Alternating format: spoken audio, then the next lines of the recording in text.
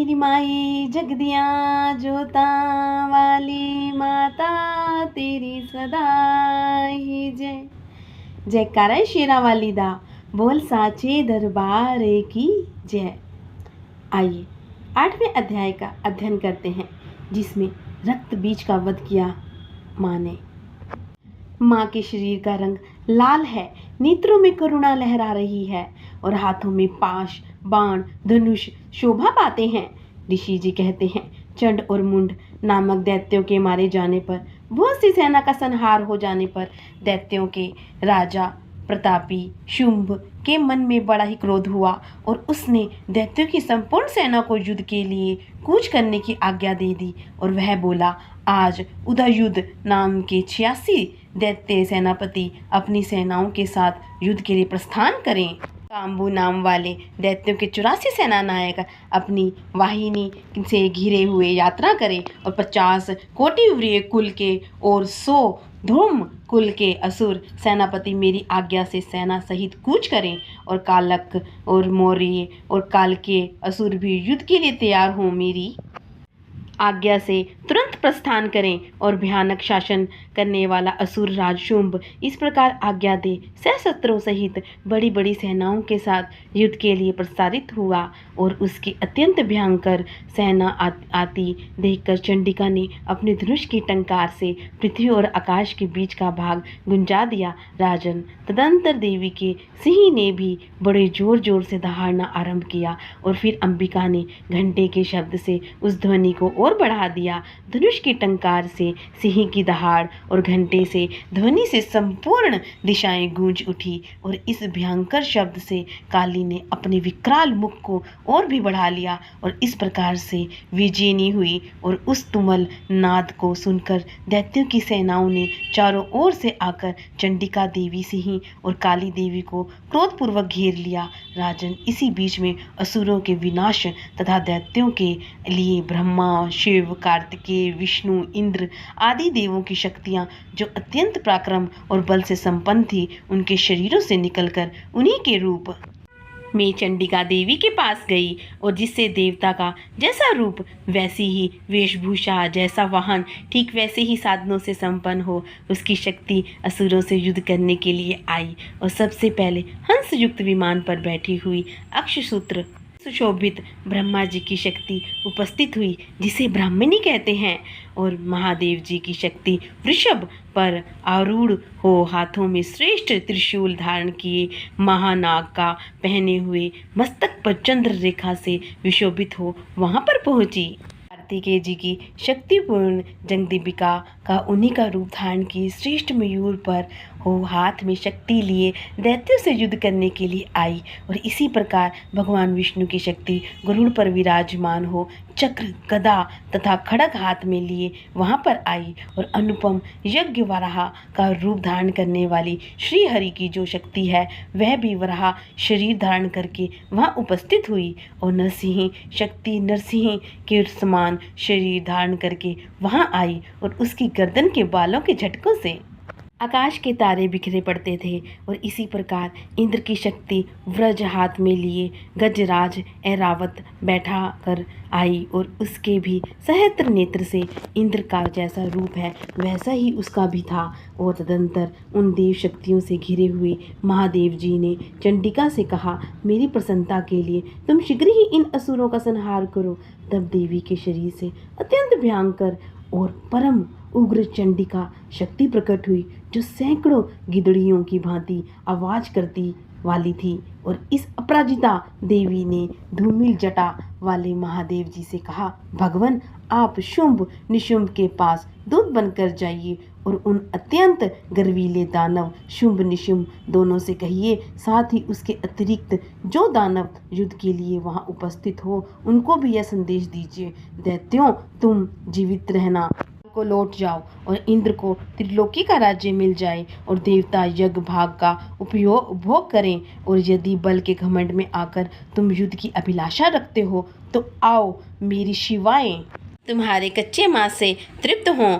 चूंकि उस देवी ने भगवान शिव को दूत के रूप में नियुक्त किया था, इसीलिए वह शिवदूती के नाम से संसार में विख्यात हुई। और वे महादैत्य भी भगवान शिव के मुंह से देवी के वचन सुनकर क्रोध में भर गए और जहाँ कात्यायनी विराजमान थी और उस ओर बढ़े और तदंतर वे दैत्य अमरश में भरकर पहले ही देवी के ऊपर बाण, शक्ति, ऋषि आदि अस्त्रों की वृष्टि करने लगे। और तब देवी ने भी खेल खेल में धनुष को टंकार की और उससे छोड़े हुए बड़े बड़े बाणों दैत्यों के ऊपर चलाए और बाण, शूल, शक्ति फरसों को काट डाला। और फिर काली उनके आगे होकर शत्रुओं को शूल के प्रहार से खदेड़ने लगी और उनका चुंबन निकालती हुई रणभूमि में विचरने लगी। ब्राह्मणी भी जिस जिस ओर दौड़ती उसी उसी ओर अपने कमंडलों को जल छिड़क कर शत्रुओं की ओज और पराक्रम को नष्ट कर देती थी। और महाशेषरी ने त्रिशूल से तथा वैष्णवी ने चक्र से और अत्यंत क्रोध में भरी हुई कुमार कार्तिकेय की शक्ति से दैत्यों का संहार किया। और इंद्र शक्ति के वज्र प्रहार से सैकड़ों दैत्य दानव रक्त की धारा बहाते हुए पृथ्वी पर सो गए। और वराही शक्ति के कितनों को अपनी थूथन की मार से नष्ट किया और दाढ़ों के अग्रभाग से कितनों को छाती छेद डाली और कितने ही दैत्य उसके चक्र की चोट से मारे गए। और नरसिंह भी जिसने दूसरे महादैत्यों को अपने नाखूनों से विदृण करते खाती और निस्ही नाद और दिशाओं एवं आकाश को गुंजाती हुई युद्ध क्षेत्र में विचरने लगी। और कितने ही असुर शिवदूत के प्रचंड अट्ठास से अत्यंत भयभीत से हो और पृथ्वी पर गिरे पड़े। और गिरने पर शिवदूती ने उस समय अपना ग्रास बना लिया और इस प्रकार क्रोध में भरे हुए प्रकार के उपायों से बड़े बड़े असुरों की गर्दनें धड़ से अलग कर दी। और मातंगणों से पीड़ित दैत्यों को युद्ध से भागते देख रक्तबीज नामक महादैत्य क्रोध में भरकर युद्ध करने के लिए आया। और उसके शरीर से जब रक्त की बूंद पृथ्वी पर गिरती तो उसी के समान शक्तिशाली एक दूसरा और रक्तबीज पैदा हो जाता।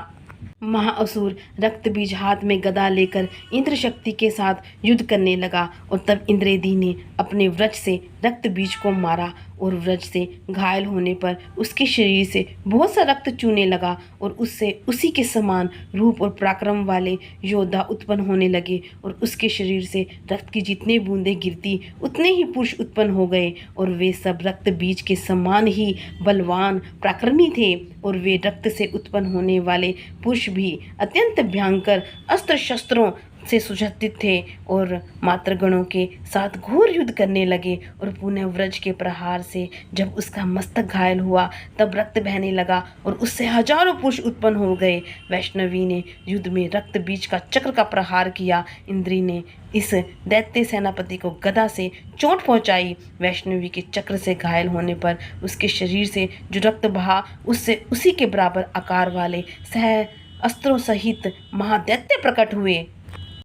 सैकड़ों दैत्यों को उत्पन्न होता देख देवताओं को उदास देखकर चंडिका ने काली से शीघ्रतापूर्वक कहा, चमुंडे तुम अपना मुख और भी फैलाओ तथा मेरे शस्त्र पात्र से गिरने वाले रक्त बिंदुओं और उसके उत्पन्न होने वाले महादैत्यों को तुम अपने इस उतावले मुख से खा जाओ। और इस प्रकार रक्त से उत्पन्न होने वाले महादैत्य भक्षण करती हुई तुम रण में विचरती रहो। और ऐसा करने से उस दैत्य का सारा रक्त क्षीण हो जाने पर वह स्वयं भी नष्ट हो जाएगा। और इन भयंकर दैत्यों को जब तुम खा जाओगी दूसरे नए दैत्य उत्पन्न नहीं हो सकेंगे। काली से यूं कहकर चंडिका देवी ने शूल से रक्त बीज को मारा और काली ने अपने मुख में उसका रक्त ले लिया। और तब उसने वहां चंडिका पर गदा से प्रहार किया और किंतु उस गदपात ने देवी को तनिक भी वेदना नहीं पहुंचाई। रक्त बीज के घायल शरीर से बहुत सा रक्त गिरा और किंतु ज्यों ही वह गिरा त्यों ही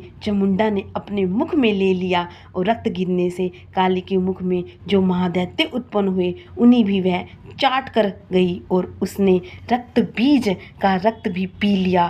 तदंतर में देवी ने रक्त बीज को जिसका रक्त चामुंडा ने पी लिया था व्रज, बाण, खड़ग, ऋषि आदि से मार डाला।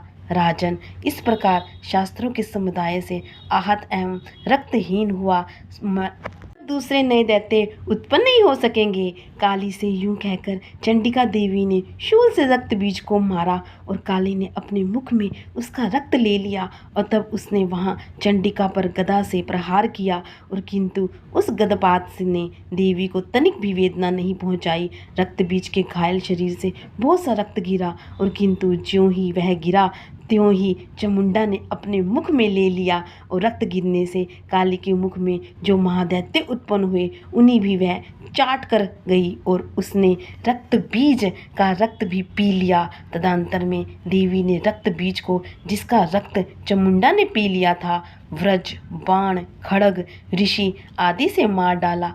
राजन, इस प्रकार शास्त्रों के समुदाय से आहत एवं